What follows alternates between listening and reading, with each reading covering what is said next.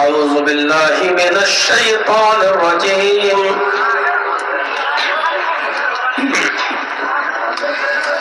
بسم الله الرحمن الرحيم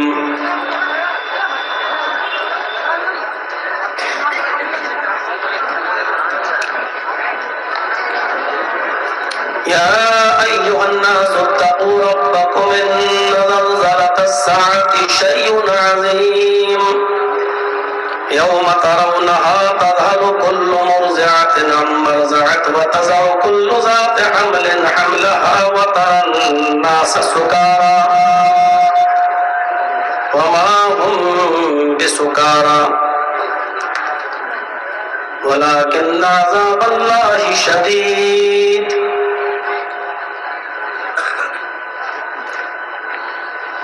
وعن أبي هريرة رضي الله تعالى عنه قال رسول الله صلى الله عليه وسلم سبعة يظلهم الله في ظله يوم لا ظل إلا ظله والإمام العادل والشاب نشأ في عبادة الله ورجل قلبه معلق في المساجد ورجلان تحابا في الله اجتمع عليه وتفرق عليه ورجل طلبتهم امرأة ذات منصب وجمال فقال إني أخاف الله ورجل ذكر الله خاليا ففازت عيناه ورجل تصدق بصدقة فأخفاها حتى لا تعلم شماله ما تنفق يمينه رواه البخاري رب اشرح لي صدري ويسر لي أمري واحلل عقدة من لساني يفقهوا قولي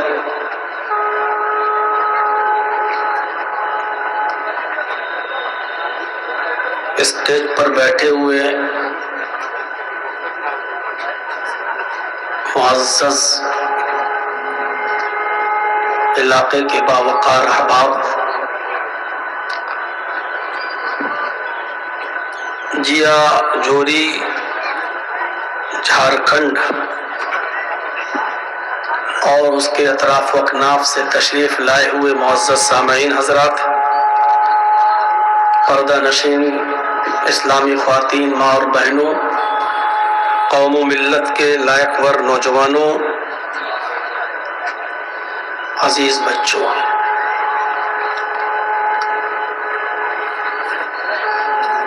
یقیناً 2 روزہ اس پروگرام میں آپ نے کل بھی شرکت کی ہوگی اور آج بھی کی ہے،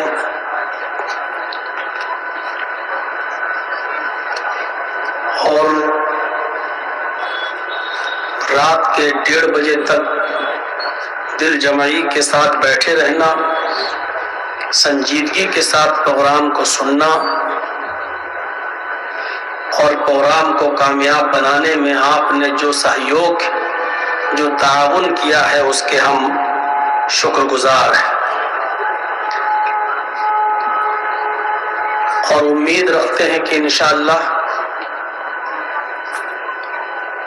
اس وقت آپ جو خطاب سن رہے ہیں اس کو بھی سنجیدگی کے ساتھ خطاب سماعت فرمائیں گے، اور میں اللہ سے دعا کرتا ہوں کہ کل سے آج تک جتنے خطباء نے اور جتنے مقررین نے آپ کے سامنے خطاب کیا ہے، اللہ تعالی ہم کہنے والوں کو اور سننے والوں کو عمل کی پوری توفیق عطا فرمائے۔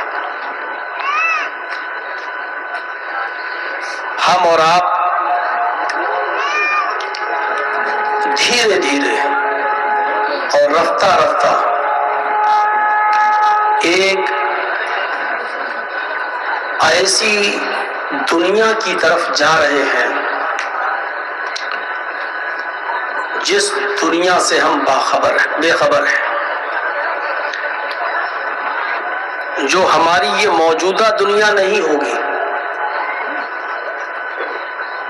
جس عالم کی طرف ہم دھیرے دھیرے رخت سفر باندھ رہے ہیں اس کو برزخ کہا جاتا ہے، جو ہماری موت کے بعد شروع ہوتا ہے۔ مرنے کے بعد ہماری برزخی زندگی شروع ہوگی، اور یہ زندگی قیامت تک رہے گی۔ اس زندگی کے بارے میں کسی کو کوئی علم نہیں ہے، وَلَٰكِن لَا تَشْعُرُونَ، کوئی نہیں جانتا اس کی کیفیت کیا ہوگی۔ اور پھر ہمیں قیامت کے دن ہماری قبروں سے اٹھایا جائے گا، وہ ہماری ایک تیسری زندگی شروع ہوگی جس کو اخروی زندگی کہا جاتا ہے، آخری زندگی، آخرت کی زندگی۔ تو پہلی زندگی یہ ہے جو ہم اور آپ جی رہے ہیں، پھر ایک زندگی وہ ہوگی جو مرنے کے بعد شروع ہوگی، اور وہ قیامت تک رہے گی۔ پھر قیامت کے بعد ہمیں ہماری اصلی باڈی اور شکل کے بعد میں ہماری روح کو ڈال کر ہمیں دوبارہ اٹھایا جائے گا۔ وہ قیامت کا دن ہوگا، وہ ہماری تیسری زندگی ہوگی، اور اسی کو اخروی اور آخرت کی زندگی کہا جاتا ہے، جس میں ہمیں حساب و کتاب دینا ہوگا، اور اچھے اعمال کی بنیاد پر یا برے اعمال کی بنیاد پر ہمارا فیصلہ ہوگا، جنت یا جہنم۔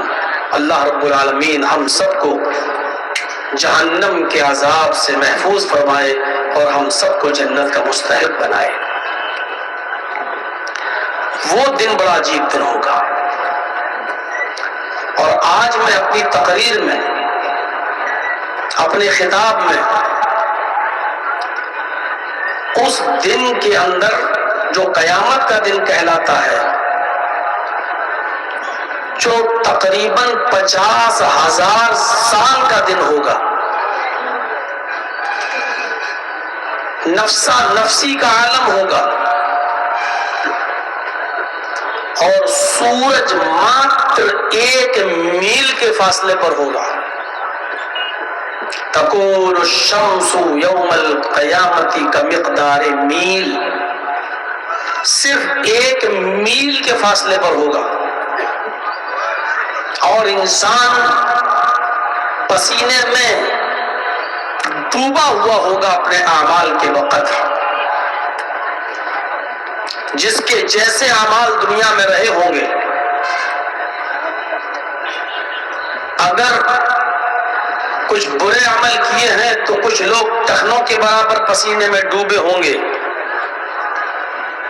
اور زیادہ گناہ کیے ہیں تو پنڈلی کے برابر پسینے میں ڈوبے ہوں گے، اور اس سے زیادہ گناہ کیے ہیں تو گھٹنوں کے برابر پسینے میں ڈوبے ہوں گے، اور مزید گناہ کیے ہیں تو کمر کے برابر پسینے میں ڈوبے ہوں گے، اور اس سے زیادہ گناہ کیے ہیں تو ہم کاندھوں کے برابر پسینوں میں ڈوبے ہوں گے، اور اس سے بھی زیادہ گناہ کیے ہیں تو بہت سے لوگ پسینے کے اندر ڈبکی لگا رہے ہوں گے اور گوتا لگا رہے ہوں گے۔ یہ ایسا دن ہوگا۔ حضرت عائشہ صدیقہ رضی اللہ تعالیٰ عنہا نے پوچھا تھا اور کہا تھا ایک بار اللہ کے نبی صلی اللہ علیہ وسلم سے کہ اللہ کے رسول صلی اللہ علیہ وسلم، کیا قیامت کے دن کوئی رشتہ دار اپنے رشتہ دار کو یاد رکھے گا؟ شوہر اپنی بیوی کو یاد رکھے گا، باپ اپنے بیٹے کو یاد رکھے گا، ماں اپنی بیٹی کو یا بھائی اپنی بہن کو یاد رکھے گا؟ تو اللہ کے نبی صلی اللہ علیہ وسلم نے فرمایا، عند المیزان، جہاں ترازو رکھی جائے گی نیکیاں اور برائیاں تولنے کے لیے، جب نیکیاں اور برائیاں تولی جا رہی ہوں گی اس وقت کوئی کسی کو یاد نہیں کرے گا۔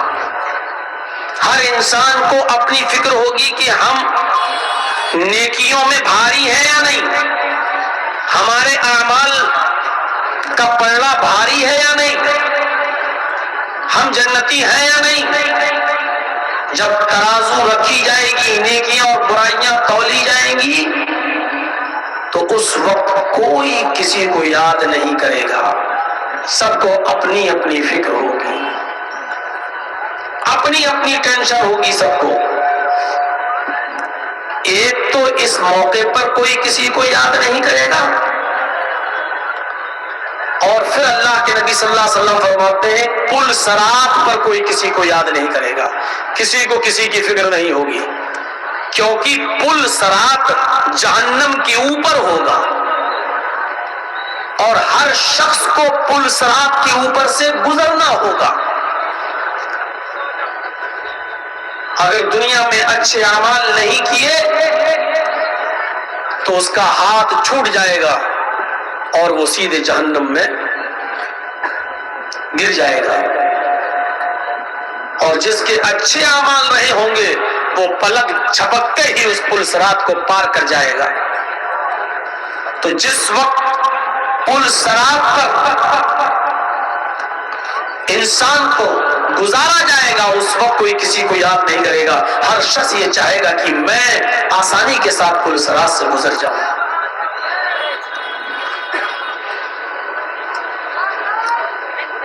یہ بڑا عجیب موقع ہوگا،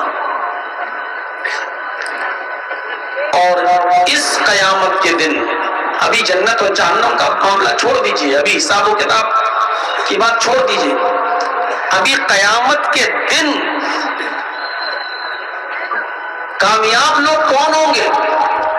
اور سورج جو 1 میل کے فاصلے پر ہوگا، جاسوس تپش ہوگی، 50,000 سال کا ایک دن ہوگا، اس دن میں کون لوگ سکون کے ساتھ ہوں گے؟ اللہ رب العالمین کے عرش کا سایہ ہوگا، اس سائے میں جو لوگ ہوں گے بس وہی لوگ سکون کے ساتھ ہوں گے، اس دن انہی کو آرام مل پائے گا، سورج کی گرمی سے وہی لوگ محفوظ رہیں گے، اور پسینے میں وہی لوگ نہیں ڈوب رہے ہوں گے جن کو اللہ کے عرش کا سایہ ملے گا۔ اب عرش کا سایہ کس کو ملے گا؟ عرش کا سایہ کس کو نصیب ہوگا؟ وہی حدیث میں نے آپ کے سامنے پڑھی ہے، اور آج یہی 7 قسم کے لوگ ہم آپ کو بتائیں گے جو اللہ کے عرش کے سائے میں ہوں گے۔ اور جتنے بھی مسلمان یہاں بیٹھے ہیں اور جہاں تک میری آواز جا رہی ہے، میرے بھائیو، ہر مسلمان یہ غور کرے کہ یہ 7 قسم کی خوبیاں ہمارے اندر پائی جا رہی ہیں یا نہیں پائی جا رہی ہیں۔ یہ 7 خوبیاں ہمارے اندر ہیں یا نہیں؟ اگر ہیں تو قابل مبارکباد ہیں آپ، اور اگر یہ 7 خوبیاں ہمارے اور آپ کے اندر نہیں پائی جا رہی ہے تو ہمیں اللہ کے عرش کا سایہ بھی نہیں ملے گا۔ جہنم میں جو درگت ہوگی وہ الگ، یہ 50,000 سال کا دن بھی ہمارے اوپر ایک پہاڑ بن کے گزرے گا اور ہمارے لیے مصیبت ہوگا۔ اس لیے یہ 7 خوبیاں اپنے اندر پیدا کرنے کی کوشش کیجیے۔ وہ 7 خوبیاں کیا ہیں؟ وہ 7 قسم کے لوگ کون ہیں؟ آئیے، سبعۃ یظلھم اللہ فی ظلہ یوم لا ظل الا ظلہ الامام العادل۔ 7 قسم کے لوگ اللہ کے عرش کے سائے میں ہوں گے، یوم لا ظل الا ظلہ، اس دن اللہ کے عرش کے سائے کے علاوہ کوئی دوسرا سایہ نہیں ہوگا۔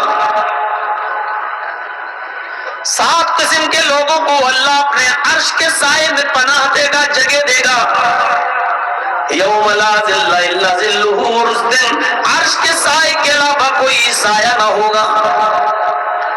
الامام العادل، عدل و انصاف کرنے والا امیر، عدل و انصاف کرنے والا امام، عدل و انصاف کرنے والا حکمراں، حاکم وقت، پہلا شخص۔ وَالشَّابُ النَّشَأَ فِي عِبَادَةِ رَبِّهِ۔ دوسرا، وہ نوجوان جو اپنے رب کی عبادت میں لگا ہوا ہے، وہ نوجوان جس کا مزاج صرف اپنے رب کی عبادت کرنے کا ہے، بس وہ اپنے رب کی عبادت میں لگا ہوا ہے۔ تیسرا، وَرَجُلٌ قَلْبُهُ مُعَلَّقٌ فِي الْمَسَاجِدِ، وہ آدمی جس کا دل مسجد کی طرف اٹکا ہوا ہے، ابھی ظہر پڑھ کے آیا، گھر پہ کام کر رہا ہے، اس کا دماغ لگا ہے عصر کا وقت کب ہوگا، عصر پڑھ کے نکلا ہے، کچھ کام کر رہا ہے، بار بار گھڑی دیکھ رہا ہے، بار بار آسمان کی طرف دیکھ رہا ہے کہ مغرب کا وقت کب ہوگا، جس کا دل مسجد کی طرف لگا ہوا ہے۔ تین،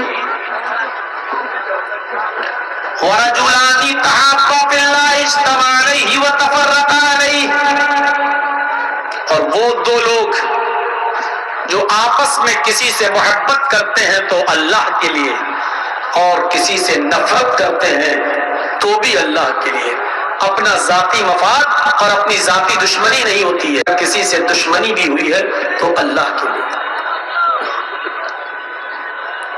چار قسم کے لوگ ہو گئے۔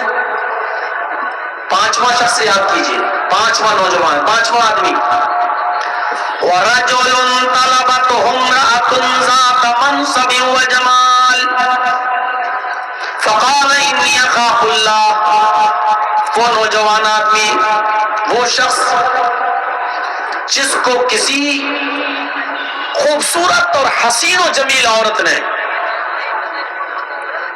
اور عزت دار اور شریف خاندان کی عورت نے اس کو گناہ کرنے کی دعوت دی، اس کو برائی کی طرف بلایا، اس کو اپنی طرف مائل کیا، اس کو اپنی طرف لبھانا چاہتی ہے، اس کے ساتھ منہ کالا کرنے کی دعوت دے رہی ہے، اس کے ساتھ زنا کرنا چاہتی ہے اور اس کو بلا رہی ہے، اس کو دعوت دے رہی ہے گناہ کرنے کی، اور اس آدمی نے اس کی دعوت کے ملنے کے بعد، اس کی طرف سے نمنترن ملنے کے بعد، نیوتا ملنے کے بعد، برائی کا موقع ہونے کے باوجود اس عورت کو جھاڑتے ہوئے پھٹکارتے ہوئے کہہ دیا، دور ہٹ، انی اخاف اللہ، میں اللہ سے ڈرتا ہوں۔ یہ پانچواں آدمی بھی اللہ کے عرش کے سائے میں ہوگا۔ اور چھٹا شخص کون ہوگا؟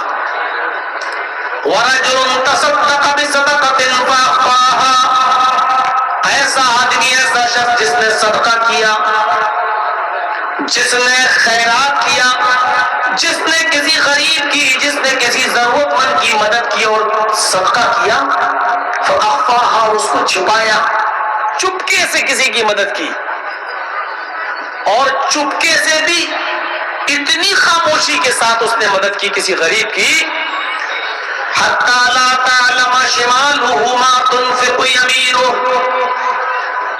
کہ اس کا دایاں ہاتھ کیا کسی کو دے رہا ہے، اس کا داہنا ہاتھ کسی کو کیا دے رہا ہے، اس کی خبر اس کے بائیں ہاتھ کو بھی نہ پتا چلے۔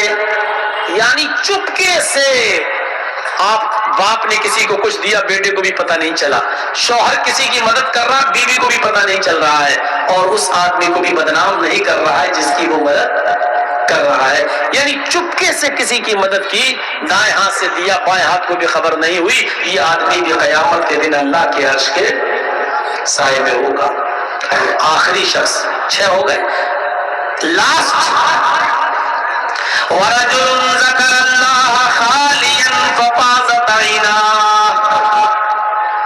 وہ ساتواں آدمی بھی اللہ کے عرش کے سائے میں ہوگا، جس نے اللہ کو اکیلے میں یاد کیا، جس نے اللہ کو تنہائی میں یاد کیا، جس نے اللہ کا ذکر تنہائی میں کیا، جس نے اللہ کو تنہائی میں یاد کیا، اکیلے میں، رات کی تاریکی میں، رات کے اندھیرے میں پوری دنیا سو رہی ہے، اس کی بیوی سو رہی ہے، اس کے بچے سو رہے ہیں سب، اور وہ اٹھا، وضو بنایا اور گھر کے کونے میں رو رہا ہے، اللہ کو یاد کر رہا ہے، اللہ کے عذاب کو سوچ سوچ کر، عذاب قبر کا تصور کر کر کے، جہنم کے بارے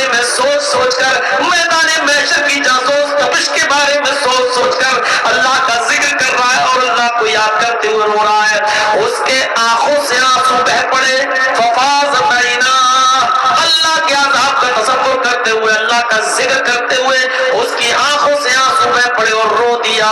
تو ایسا اللہ کا ذکر کر کے جس کی آنکھوں کے آنسو گر پڑے، زمین کے اوپر ٹپکنے لگے، رونے لگا، ایسا آدمی بھی اللہ کے عرش کے سائے میں ہوگا. یہ 7 قسم کے لوگ، ان میں پہلا شخص اٹھائیے. اب کتنی غور سے سن رہے ہیں آپ؟ کسی کو کھڑا کر کے پوچھیں کہ میں نے 7 لوگ بتائے کون کون ہیں؟ ابھی بتائے نا. اگر کسی کو کھڑا کر کے پوچھوں تو ابھی 4 آدمی بھی نہیں گنا پائے گا کوئی. پہلا شخص الامام العادل، عدل و انصاف کرنے والا امیر، حاکم وقت. اور یاد رکھیے سب حاکم ہیں، حاکم صرف وہی نہیں ہے جو حکومت چلا رہا ہے، آپ بھی اپنے گھر کے حاکم ہیں. اللہ تعالیٰ نے مرد کو عورت کا حاکم بنایا ہے. الرجال قوامون علی النساء، مرد عورتوں پر حاکم ہے. باپ اپنی اولاد پر حاکم ہے. بھئی آپ باپ ہیں، 4 بیٹے 2 بیٹیاں 3 بیٹیاں ہیں نا آپ کی، آپ ان کے حاکم ہیں. اب آپ انصاف کرتے ہیں یا نہیں کرتے؟ اپنی بیوی کے ساتھ، اپنے بچوں کے ساتھ؟ معاف کیجیے گا، اگر آپ نے اپنی اولاد کے ساتھ انصاف نہیں کیا تو اللہ کے عرش کا سایہ نہیں ملے گا. بنیاد ہی گر رہی ہے. جنت جہنم بات کی بات ہے، بنیاد ہی میں فیل ہو رہے ہیں. حضرت نعمان ابن بشیر رضی اللہ تعالیٰ عنہ فرماتے ہیں کہ ایک بار مجھے میرے باپ، میرے والد اللہ کے نبی جناب محمد رسول اللہ صلی اللہ علیہ وسلم کی خدمت میں لے گئے. اللہ کے نبی صلی اللہ علیہ وسلم کے پاس لے گئے. کون؟ نعمان ابن بشیر کے باپ. نعمان ابن بشیر فرماتے ہیں کہ مجھے میرے باپ ہاتھ پکڑ کر لے کر گئے اور اللہ کے نبی صلی اللہ علیہ وسلم کی خدمت میں پہنچے اور اللہ کے نبی محمد رسول اللہ صلی اللہ علیہ وسلم سے فرمانے لگے، اے اللہ کے نبی، ھذا ابنی، یہ میرا بیٹا ہے. اے اللہ کے نبی، یہ میرا بیٹا ہے. میرے پاس ایک غلام ہے جو میرا غلام ہے، وہ غلام میں اپنے بیٹے کو گفٹ کر رہا ہوں، وہ غلام میں اپنے بیٹے کو دے رہا ہوں. وہ غلام آج کے بعد میرے بیٹے کا ہوگا. اے اللہ کے نبی صلی اللہ علیہ وسلم، آپ گواہ بن جائیے کہ میں اپنے بیٹے کو غلام دے رہا ہوں. بعد میں اگر کوئی جھگڑا ہو، کوئی اس پر دعویٰ ٹھوکے تو آپ گواہی دے دیجئے گا کہ نہیں، میرے سامنے نعمان ابن بشیر کے باپ نے اپنا غلام اپنے بیٹے کو دیا تھا. نبی اکرم صلی اللہ علیہ وسلم نے نعمان ابن بشیر کے باپ سے پوچھا، کیا تمہارے اور بھی بچے ہیں، اور بھی بیٹے ہیں؟ انہوں نے جواب دیا کہ ہاں، ہماری اور بھی اولادیں ہیں، ہمارے اور بھی بیٹے ہیں. فرمایا، کیا تم ان کو بھی ایک ایک غلام دے رہے ہو؟ کیا تم ان کو بھی ایک ایک غلام دے رہے ہو؟ نعمان ابن بشیر کے باپ نے فرمایا، نہیں، میں صرف اپنے اسی ایک بیٹے کو، ایک غلام ہے وہ میں اس کو ہبہ کر رہا ہوں، وہ میں اس کو دے رہا ہوں. اللہ کے نبی جناب محمد رسول اللہ صلی اللہ علیہ وسلم فرماتے ہیں، پھر اپنے اس بچے سے بھی وہ غلام لے لو. اگر دینا ہے تو سارے بیٹوں کو ایک ایک غلام دو، اور اگر نہیں دینا ہے تو اس بچے سے بھی لے لو. میں بےایمانی کے سودے پر گواہ نہیں بنتا. مجھے گواہ بنانا ہے تو ایمانداری کے ساتھ گواہ بناؤ. سب کو ایک ایک غلام دو، اور اگر ایک ایک غلام سب کے لیے نہیں ہے تو اپنے بیٹے سے بھی وہ غلام لے لو. نعمان ابن بشیر کو بھی مت دو. یہ عدل ہونا چاہیے باپ کا. کتنے لوگ ہیں آپ باپ ہوں گے، 4 بچوں کے، 5 بچوں کے، 6. غور کریں، زمین اور جائیداد کا بٹوارا غور کریں. کیا آپ نے وصیت کی؟ آپ کے 2 بیٹے ہیں 2 بیٹیاں ہیں، آپ کے مرنے کے بعد بیٹوں نے وراثت لے لی، کیا آپ کی بیٹیوں کو بھی حق ملا؟ مسئلہ یاد رکھیے گا، باپ کی زندگی میں اولاد کا کوئی حق نہیں ہے، باپ کی زندگی میں اولاد کا کوئی حق نہیں ہے۔ اگر وہ اپنی زندگی میں بٹوارا کرتا ہے کوئی باپ، تو جتنا بیٹے کو دے گا اتنا ہی بیٹی کو بھی دے گا، جتنا بیٹے کو دے گا اتنا بیٹی کو بھی دے گا۔ ہاں، اگر باپ نے زندگی میں بٹوارا نہیں کیا تو باپ کی وراثت باپ کے انتقال کے بعد جب تقسیم ہوگی تو جتنا بیٹے کو ملے گا اس سے آدھا بیٹی کا بھی حق بڑھے گا، لیکن وراثت مرنے کے بعد تقسیم ہوگی تب۔ لیکن آپ نے وصیت کی کہ میرے انتقال کے بعد میرے بیٹوں کا جتنا بنے بیٹوں کو دینا، میری بیٹی کا جتنا بنے ان بیٹیوں کو دینا، کیا آپ نے وصیت کی؟ اگر زمین اور جائیداد کے بٹوارے میں امانت داری نہیں ہوئی، بیٹوں کے ساتھ بیٹیوں کو حق نہیں ملا، بہنوں کو حق نہیں دیا آپ نے، آپ کے مرنے کے بعد آپ کی بیوی کو حق نہیں ملا، تو یاد رکھیے قیامت کے دن عرش کا سایہ نصیب نہیں ہوگا۔ سایہ عرش کا ملے گا ہی اس شخص کو جو عدل و انصاف کر رہا ہوگا۔ ایک ذمہ دار شخص کے لیے ضروری ہے کہ وہ ذمہ داری کے ساتھ نبھائے اور عدل و انصاف کرنے کی وصیت کر جائے اپنی زندگی میں کہ میرے بچوں سنو، ایک عالم کو بلا لینا میرے انتقال کے بعد، اور وہ زمین و جائیداد کا بالکل صحیح بٹوارا کر دے، بیٹوں کا جتنا بنتا بیٹوں کو دے دے، بیوی کا جتنا بنتا وہ بیوی کو دے دے، بہنوں کا بیٹیوں کا جتنا بنتا وہ بیٹیوں کو دے دے، میرے مرنے کے بعد میری بہن کا جتنا بنتا وہ بہن کا حق دیا جائے۔ اگر آپ نے یہ عدل سے کام نہیں لیا تو یاد رکھیے گا، سبعۃ یظلھم اللہ فی ظلہ یوم لا ظل الا ظلہ، الامام العادل، قیامت کے دن جو 7 قسم کے لوگ اللہ کے عرش کے سائے میں ہوں گے ان میں ہم نہیں ہوں گے، کیونکہ ہم نے اپنی اولاد کے ساتھ عدل و انصاف کا معاملہ نہیں نبھایا۔